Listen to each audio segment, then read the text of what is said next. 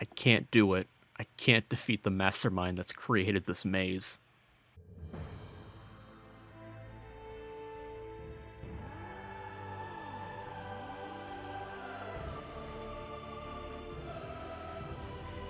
Cogen 大トリコハクトエグゼブレ Yeah, it's been a minute, but it's your boy, back to talk about the video games, and leave it to an obscure game to bring me out of my Odin sleep. It's Cogen, Sword of Rewind. This game's interesting to me for a couple of reasons. For one, during that Odin sleep, I played a number of games, including the Azure Striker Gunvolt series from Inti Creates, and those games rock, so a game with a similar setup sounds like my kind of thing. Secondly, there's its main mechanic, which, well, I'll get into it in a minute. Finally, and this was probably the biggest one, this game was developed by Gemdrops. Old viewers might recognize them as the developers behind Crystar, a game that I really like. And I'm aware that a lot of what made that game what it was came from the publisher, Furyu. I'm still interested to see if there's any kind of overlap. Plus, it means we're probably looking at a game that's kinda jank, but still fun with some good ideas, and you know me, I kinda vibe with those games. Side note, I'm very much looking forward to Monarch and the Switch port of Crystar. But enough about that, it's time to see what Cogen has to offer. Kohaku Otori, yes, that Kohaku Otori, I'll get there, wakes up in a factory with no idea how she got there. The only thing offering any sort of hints is a sword imbued with an AI, calling itself EXC Breaker. Advancing through the factory, Kohaku finds her home, Kogen City, in ruins. Thus does her journey begin, as Kohaku seeks to solve the mysteries in front of her, from the disaster that befell her home, the true purpose of EXC Breaker, and the connections all of it has with her father's company. It's an interesting enough story, plenty of funny side dialogue, and plenty of big reveals, even if a lot of it is deep into pre-existing lore. Okay, so there's no easy way to ease into this. If the name Kohaku Otori sounds familiar, or if you feel like you've seen this character before, you might know her better as Unity-chan. If you're unaware, she's the anime mascot for Unity, you know, the game engine, and also served as the basis for the Vocaloid of the same name. Alright, that makes sense. But then you start looking into the lore and the Phantom Knowledge, which I think is a tech demo that ties into this game, and stuff gets wacky fast. Stuff like rising sea levels, a mass reduction of human population, a 100-year time skip, and all of this in addition to what's going on in this game. That's a lot of backstory for a mascot of a game engine. Is this what VTuber fans feel like, reading the lore of their favorite character? While the lore of Kogen might be complex, the actual gameplay is anything but. It's quite simple, actually. The game's a 2D action platformer, not unlike Azure Striker Gunvolt. Using EXE Breaker, you can attack enemies with multi-hit combos and arc the sword upwards for threats above you. You can dash, wall jump, air dash, and dodge roll to get the edge on enemies, and that's pretty much all you're gonna get to make it to the boss. Not even a health bar. Nope, Kohaku dies in a single hit, but that's where the titular Sword of Rewind comes in. By pushing the X button, or automatically upon death, the Ouroboros system will kick in, freezing time and allowing you to rewind the action up to 3 seconds. This can give you time to reorient yourself, time and action better to either counter an enemy or dodge an oncoming attack, or it can be used for brief puzzle solving when applicable. This might make it seem like Kogen is a really easy game, but it's really not. The game is fully aware of how busted the Ouroboros system is, and it takes steps to keep you in place. The actual level design is pretty demanding, requiring precise jumps and swift reflexes to take on the challenges ahead. Beyond that, there's a hard limit to how far you can rewind. Again, you can only rewind 3 seconds, so if you can't get yourself out of a problem within that time frame, there's not much you can do.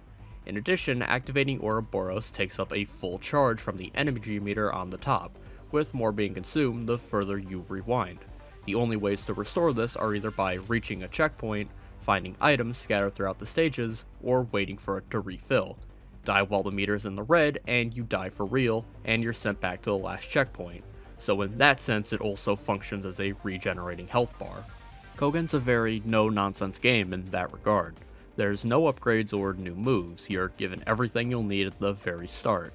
Enemies are plentiful, but largely predictable, so while you might get swarmed, it's always easy to tell what killed you and how to survive after a rewind. Taking a little bit of time in a safe area means you can really go crazy with the Ouroboros system as well. You can cancel into an action after resuming time, so you can instantly launch a counterattack, and you can use the extra jump and air dash to get some serious movement. And while there aren't that many stages, there's only 5 of them, I can't really point to any that would serve as a weak link. Yeah, some parts are a little bit too cluttered, and not all of the bosses are winners, but they're ultimately designed well enough so that you'll never really feel cheated if you get sent back. It's a demanding game, make no mistake, but not overwhelmingly so, and I feel like anyone can make it through with enough patience. And then the second half of the game hits. Spoilers for the second half, by the way. So after stage 5, the game loops, and you have to play through the same 5 stages over again.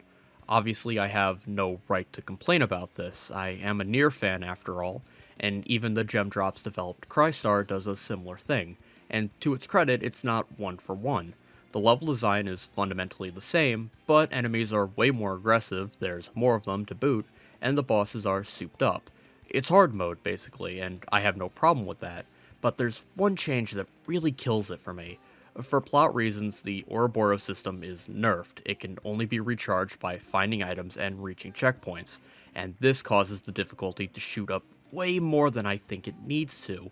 It essentially means you only have 3 hits before you get sent back to a checkpoint, and because your health is now finite, it greatly reduces your options both in combat and maneuverability, especially during some bosses. The game's far more generous with items to keep you going, but at the end of the day, your mistakes are gonna add up, and coupled with the fact that invincibility frames are kind of all over the place, you will be sent back to a checkpoint, and you will be replaying the same sections of a level over and over, and it kills the pace of the second half. Ironically, my death counts were generally lower than some of my first half equivalents, but since I was frequently being sent back to checkpoints and treading the same ground over and over again, my level times were generally higher, and after a bit, you start to feel those extra minutes. I like some of the developments that the stories take in the second loop, and I'm not against the idea of replaying the same levels. It works thematically, and any way that devs can keep things engaging while reusing assets is fine by me. I just think limiting the Ouroboros system was a step too far, especially since the second half is just a harder version of an already demanding game. I still very much enjoyed Cogen. I've already played through it twice, and I'll probably spring for the DLC at some point. It looks pretty, it has a great soundtrack, and when you get in the groove, it feels just as good as some of its contemporaries in the same genre. It's not without its snags though, and while I'm mostly cool with it, for some, the issues will be too big to ignore. If you enjoy Gunvolt and games like it, Kogan's a worthwhile addition that'll put your skills to the test. Just be ready for some of the nonsense ahead.